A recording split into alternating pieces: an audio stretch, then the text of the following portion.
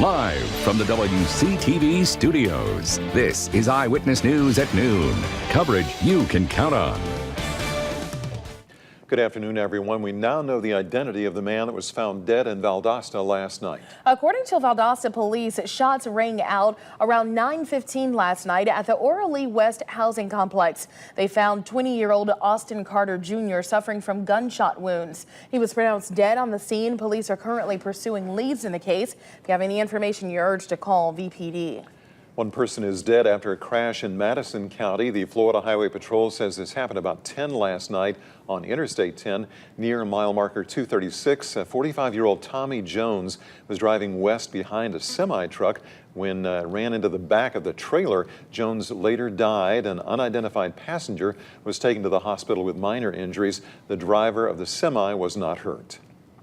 A man is in critical condition after a crash in Jefferson County. FHP says it happened around 9 last night. They say 61-year-old George Kochniak was driving north on County Road 149. That's when he drove off the shoulder into a ditch, hitting an embankment and rolling over. Kochniak was ejected from the vehicle and taken to the hospital. Authorities saying the crash is alcohol related.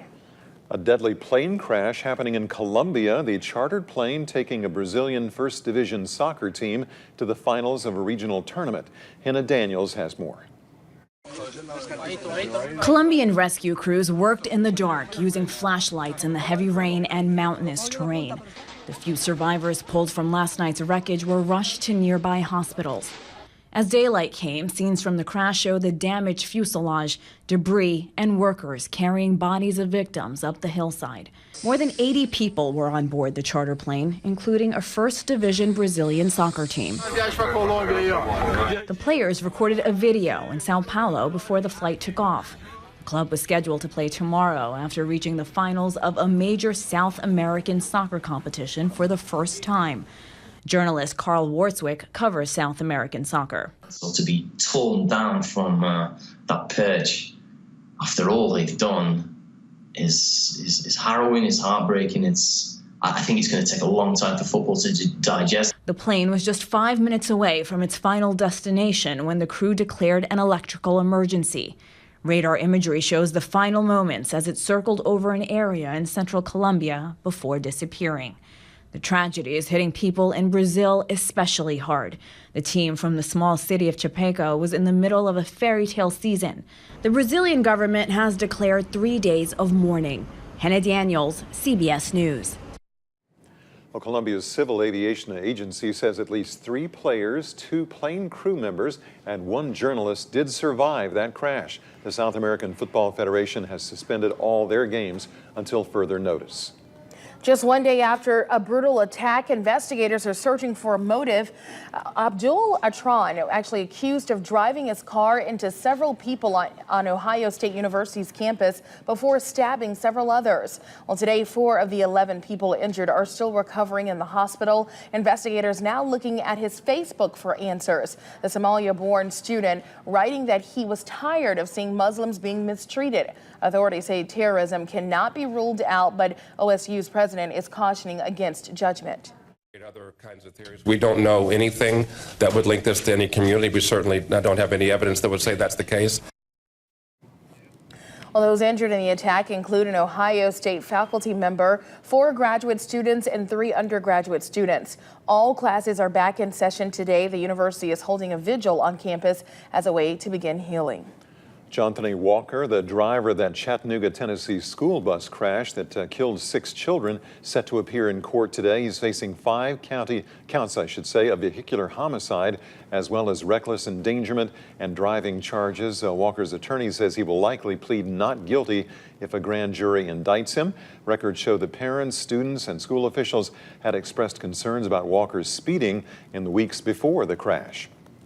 Residents in Cuba continue mourning the loss of Fidel Castro. Some standing in line for hours in Revolution Plaza, leaving flowers and paying tribute to the man who led the island nation for almost 50 years. Tomorrow, Castro's ashes will begin a 3-day procession around Cuba. His remains will be placed at a cemetery in Santiago de Cuba on Sunday. A fast-moving wildfire has burned dozens of homes in Tennessee and injured several people as officials scramble to evacuate danger zones in the Gatlinburg area. Danny Roberti has the latest. Hit the gas! Hit the gas! Cell phone video shows flames surrounding a driver evacuating the area of Gatlinburg, Tennessee, late Monday night. God. Fire threatened to block off the only road to safety. Go, go, go, go, go, go. At one point, sparks flew over the windshield. Almost every cabin in Chalet Village is burned to the freaking ground. The driver says he was able to escape. It is unclear if everyone was as lucky. Hit the gas. Flames closed in on the Park Vista Hotel in downtown Gatlinburg. People trapped inside recorded video on their cell phones as the fire burned. The lights flickered on and off in the smoke-filled lobby where guests were forced to wear masks. Logan Baker was inside. So they're keeping us in here for now, but the smoke is like really bad in here. At one point, at least 30 structures in Gatlinburg were burning. The Mountain Lodge, a roadside restaurant, was destroyed. Oh my God, it's so hot. High winds caused the Chimney 2 fire, which began in the Smoky Mountains last week, to descend on surrounding towns. Drivers captured the fires cascading down the mountain as they were forced to evacuate. Earlier in the day, smoke blanketed Gatlinburg in an ominous cloud. We're dealing with some very difficult situations here in Gatlinburg, that if you are a person that prays, we could use your prayers. This Red Cross shelter is one of many locations where residents stayed the night fleeing the fast-moving wildfires here in Gatlinburg.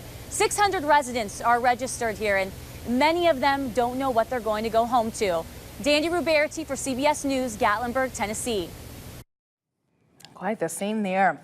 President-elect Donald Trump announcing another major cabinet position. He has picked Georgia Congressman Tom Price to head the Department of Health and Human Services. Price, an orthopedic surgeon, has been a leading critic of President Obama's Affordable Care Act, which Trump's team is working to repeal. The president-elect is putting together a very solid team. We'll be working with the Senate and the House. Dr. Price will be someone who's at the forefront, again, working with the vice president-elect as well. We're going to have a team who's going to go and put together the exact plan on how we're going to do this.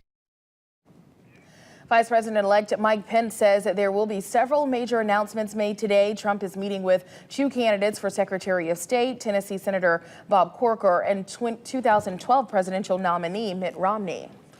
And just a few hours ago, Trump named Elaine Chao as his transportation secretary. The 63-year-old served under George W. Bush for 8 years as a head of the Department of Labor. She's now the third woman added to Trump's cabinet.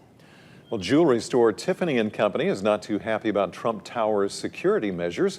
The business reporting a drop in sales this month. Tiffany did not mention Donald Trump by name, but the nearby chaos, they said, had some adverse effect on traffic at its Fifth Avenue store. Well, the company warned sales could be hit again in the fourth quarter. Tiffany's New York store accounts for nearly 10% of the company's total sales.